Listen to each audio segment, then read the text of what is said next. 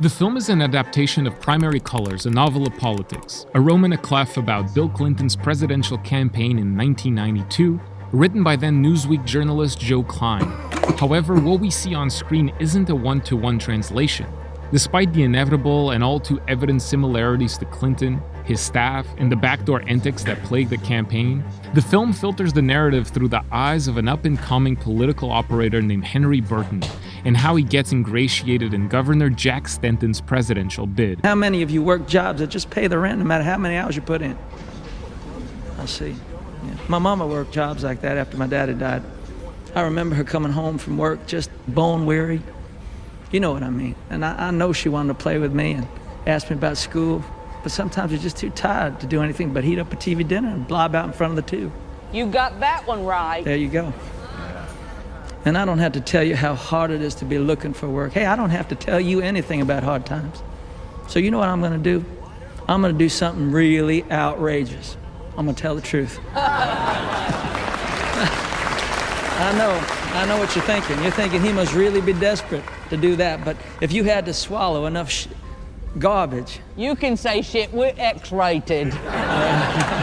Yeah, me too, if you believe what you read in the paper.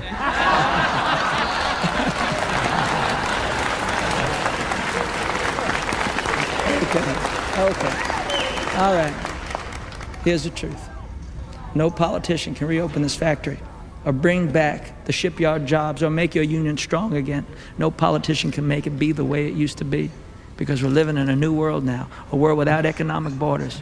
A guy can push a button in New York and move $1 billion to Tokyo in the blink of an eye. And in that world, muscle jobs go where muscle labor is cheap, and that is not here. So if you want to compete, you're going to have to exercise a different set of muscles, the one between your ears. You lost him. He's got me. It's a classic narrative device in Hollywood storytelling that allows audiences to empathize with a larger-than-life figure without ever getting too close to it. In other words, there's room for love and there's room for heartbreak. Henry can get swept away by the governor's charisma and also be destroyed by uncomfortable truths, and he never sees either coming. The appeal here is twofold. On the one hand, we're privy to a compelling behind-the-scenes that moves fast, with great wit, and a real sense of the political landscape past and present. On the other, we get to tag along for the whirlwind journey of the inexperienced Henry as he comes of age by facing head-on the nuances of the political game and just how big of a role the media can have, and often has, in dictating the future of a nation. Hi. Thank you. Thank you. Are you watching? Yeah, it's just going off now.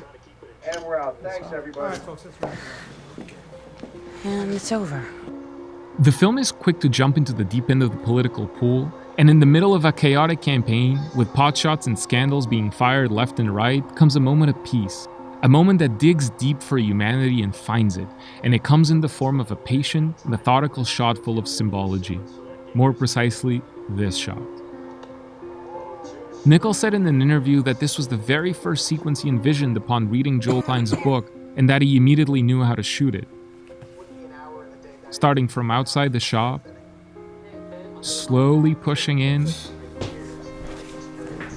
and ending on Henry walking inside to meet the governor.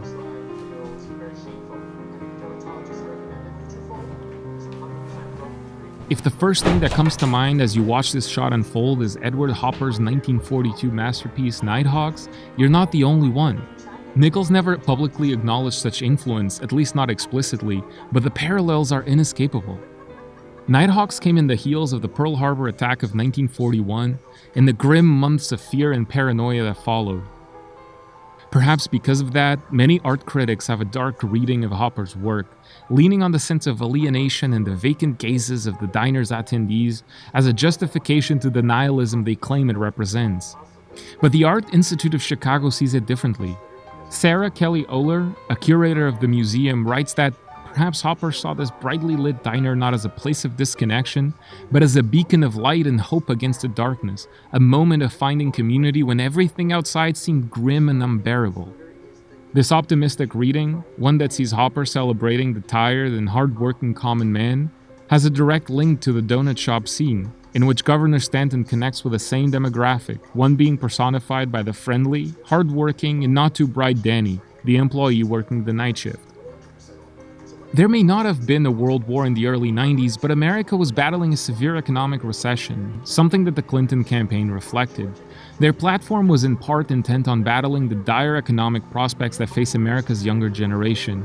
In primary colors, Governor Stanton's focus is education, but the two are connected, as Stanton believes that education will lead to more and better paying opportunities. And this includes Danny, who becomes a sort of moral anchor for Stanton at a time of need. You see in the previous scene, Stanton's staff is debating what to do regarding the news of a juicy sex scandal that threatens to derail his entire campaign. But Stanton isn't a part of this conversation.